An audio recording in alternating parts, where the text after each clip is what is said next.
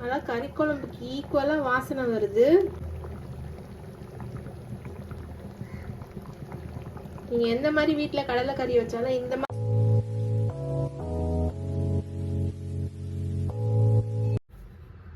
Hi friends, welcome to Gayathri Karthik channel.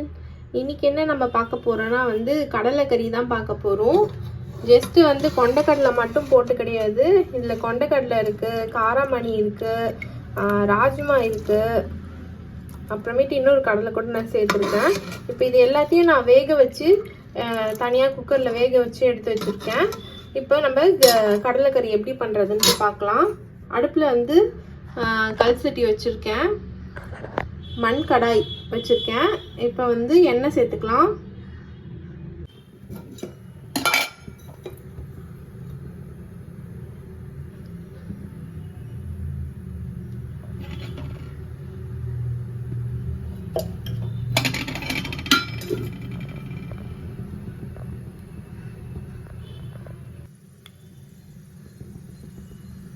எண்ணெய் நல்லா காஞ்சிருச்சு. இப்போ நம்ம சோம்பு சேர்த்துக்கலாம்.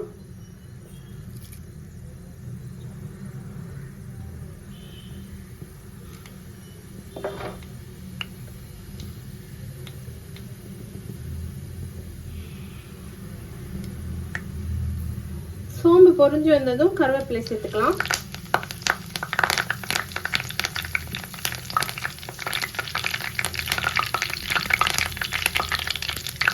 அப்புறம் வெங்காயம் சேர்த்துக்கலாம்.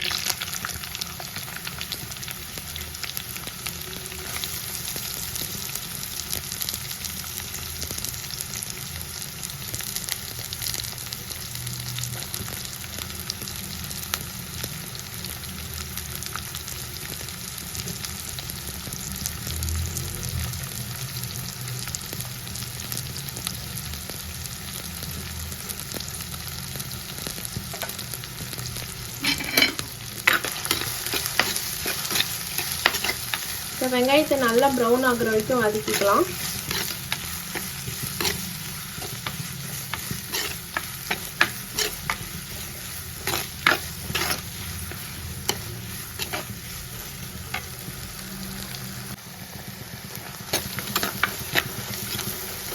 வெங்காயம் வதங்கிட்டே இருக்கு. இப்போ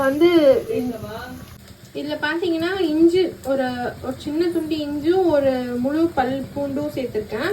இது எல்லாத்தையும் நல்லா தட்டி எடுத்துக்கலாம். மிக்சியில போட்டு அரைக்காம நல்லா தட்டி எடுத்துக்கலாம்.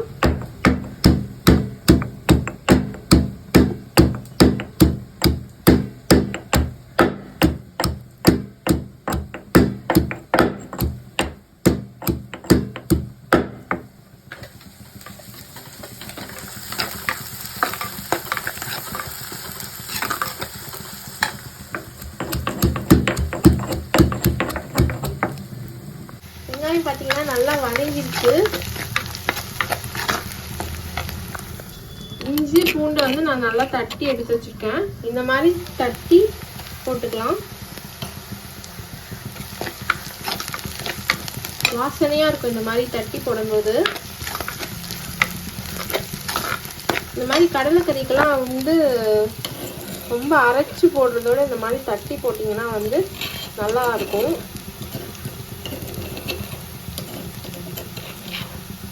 மிக்ஸி ஜார்லயே போட்டு நீங்க சும்மா ஒரு வெப்பு கொடுத்தீங்கன்னா இந்த மாதிரி வந்துடும். உங்ககிட்ட இந்த கல் இல்லைன்னா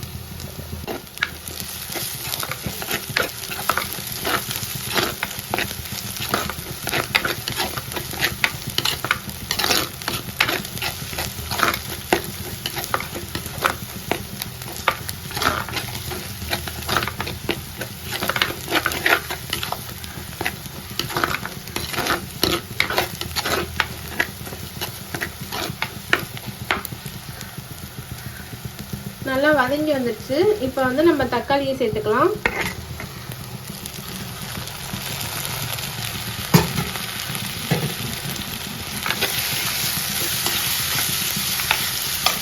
தக்காளி வதங்கிறதுக்காக கொஞ்சமா கல்லுப்பு சேர்த்துக்கலாம்.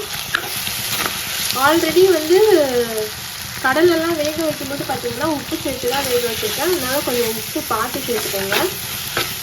தக்காளி நல்லா வதங்கி வரட்டும்.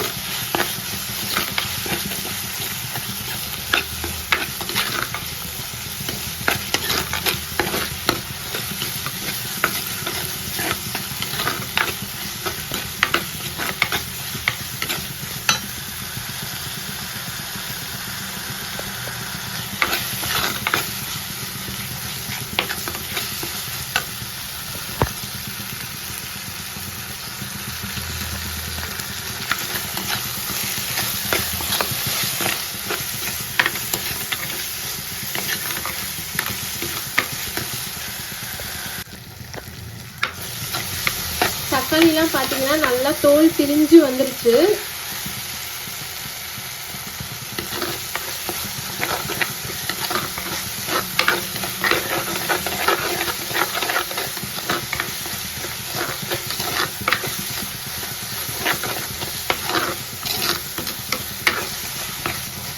செம்மையாக வதங்கிடுச்சு வெங்காயம், பூண்டு, இஞ்சி, தக்காளி எல்லாம்.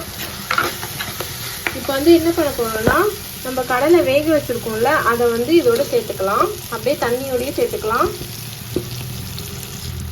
இது தண்ணி இப்படி டார்க் கலராக இருக்குன்ட்டுலாம் சேர்க்காம விட்டுறாதீங்க. அது தண்ணியில் வந்து எல்லா சத்தும் இருக்கும். அதனால் தண்ணியெல்லாம் கீழே ஊற்றிட்டு வெறும் கடலையை போட்டுறாதீங்க. தண்ணியோடு சேர்த்து இதில் ஊற்றுங்க. அந்த பருப்பு கலர்னால தான் நம்ம தண்ணி வேக வச்சிருக்கிற கலரும் அப்படி இருக்கு.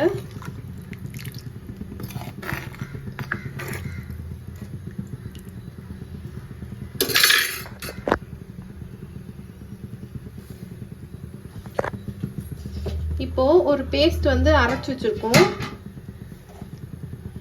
இந்த பேஸ்ட் எப்படி பண்றதுன்னு பாருங்க. அப்படியே கொஞ்சம் ஃபிளாஷ்பேக் மசாலா பார்க்கலாமா பாருங்க. இப்போ ஒரு கடாய் வச்சு அதுல மிளகு, சோம்பு, பட்டை, ரெண்டு துண்டு கிராம்பு, ஒரு ஏலக்காய் இது எல்லாத்தையும் போட்டு லைட்டா வறுத்துக்கலாம்.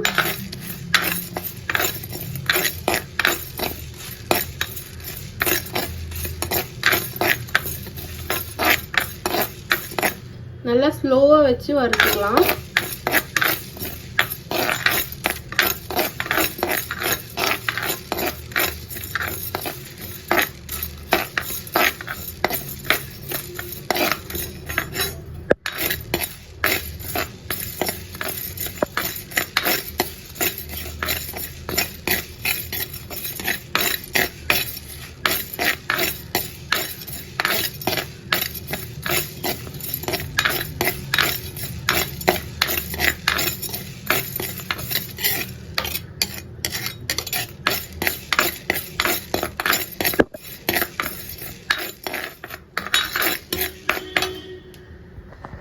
இது பாதி வந்து வறுபட்டதும் தேங்காய் வந்து திருவி வச்சிருக்கோம், அது சேர்த்துக்கலாம்.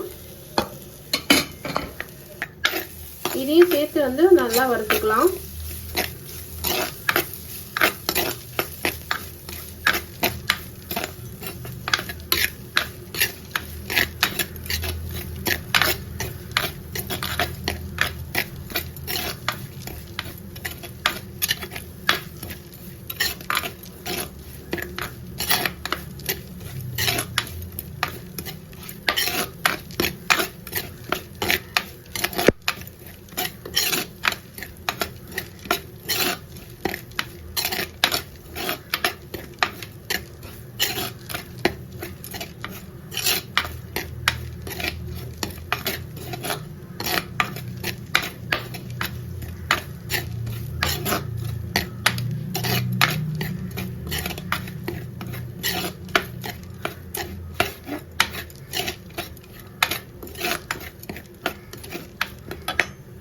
இது இந்த அளவுக்கு வரப்பட்டா போதும். இதை வந்து ஒரு மிக்ஸி ஜார்ல ட்ரான்ஸ்ஃபர் பண்ணிக்கலாம்.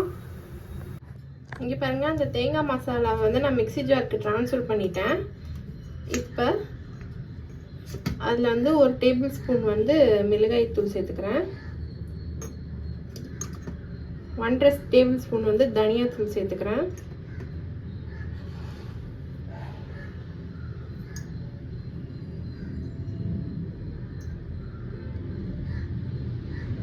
கொஞ்சமா மஞ்சள் சேர்த்துக்கிறேன்.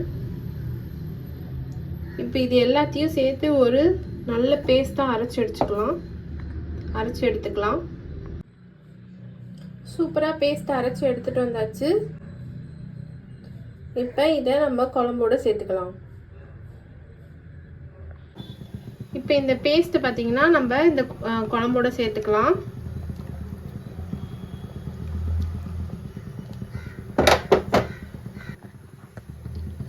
இப்போ இந்த பேஸ்ட் எல்லாத்தையும் அதில் சேர்த்தாச்சு. இப்போ நல்லா மிக்ஸ் கொடுத்துக்கலாம்.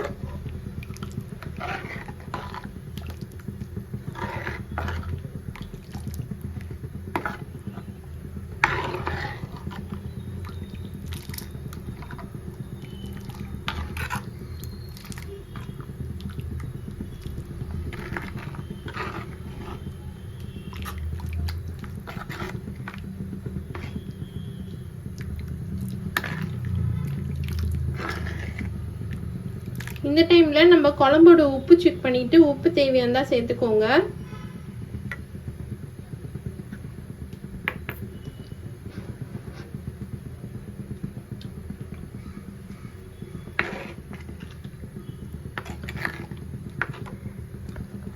உப்பு லைட்டாக போட்டால் நல்லா இருக்கும்னு எனக்கு தோணுது. நான் லைட்டாக உப்பு சேர்த்துக்கிறேன்.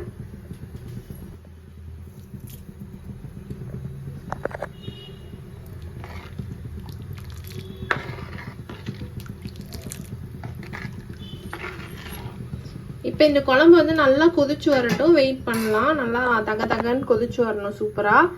அது வரைக்கும் நம்ம வெயிட் பண்ணலாம்.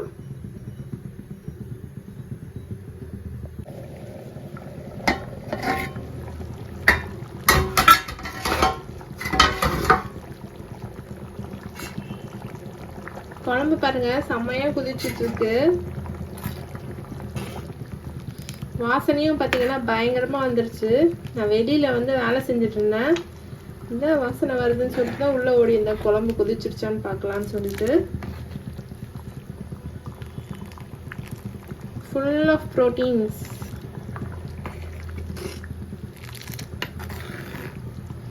இந்த மாதிரி வந்து நீங்கள் குழம்பு கன்சிஸ்டன்சிலையும் ஆஃப் பண்ணிக்கலாம். இல்லைன்னா நல்லா வத்த விட்டு கிரேவியாக ஆக்கியும் வந்து நீங்கள் இறக்கிக்கலாம். பட் நான் இன்னைக்கு வந்து நல்லா குழம்பு கன்சிஸ்டன்சிலாம் வச்சுப்பேன். இந்த குழம்பு வந்து மதியானத்துக்கு சாப்பாட்டுக்கும் ஆகிடும். நைட்டுக்கு வந்து பார்த்திங்கன்னா டிஃபன் ஏதாவது தோசை சப்பாத்தி பூரி ஏதாவது செஞ்சாலும் ஆகிடும். எப்பயுமே வந்து கடலைக்கறி புட்டுன்னு சொல்லுவாங்க. பட் நம்ம அப்படி கிடையாது. ஒரு குழம்பு வச்சுட்டு எல்லாத்துக்கும் யூஸ் பண்ணிப்போம். அதுவும் இந்த குழம்பு வந்து பார்த்திங்கன்னா எங்கள் வீட்டில் எல்லாருக்குமே ரொம்ப பிடிக்கும். அதுவும் தோசையோடையோ சப்பாத்தியோடையோ கொடுத்தோன்னா எல்லாரும் விரும்பி சாப்பிடுவாங்க. எனக்கும் ரொம்ப பிடிக்கும். சூப்பராக இருக்குல்ல குழம்பு. வாசனையும் பயங்கரமாக இருக்கு. உங்கள் வீட்டில் கண்டிப்பாக இந்த குழம்பு ட்ரை பண்ணுங்க. நல்லா கறி குழம்புக்கு ஈக்குவலாக வாசனை வருது. நீங்கள் எந்த மாதிரி வீட்டில் கடலைக்கறி வச்சாலும் இந்த மாதிரி ஒரு வாட்டி ட்ரை பண்ணிட்டு எப்படி இருக்குன்னு சொல்லிட்டு கமெண்ட் பண்ணுங்கள். உங்களுக்கு இந்த வீடியோ இந்த ரெசிபி பிடிச்சிருந்ததுன்னா லைக் பண்ணி ஷேர் பண்ணி கமெண்ட் பண்ணுங்கள். அப்புறம் காயத்ரி கார்த்திக் சேனலை சப்ஸ்கிரைப் பண்ணுங்கள். நெக்ஸ்ட் வீடியோவில் பார்க்கலாம். பாய். தேங்க்ஸ் ஃபார் வாட்சிங்.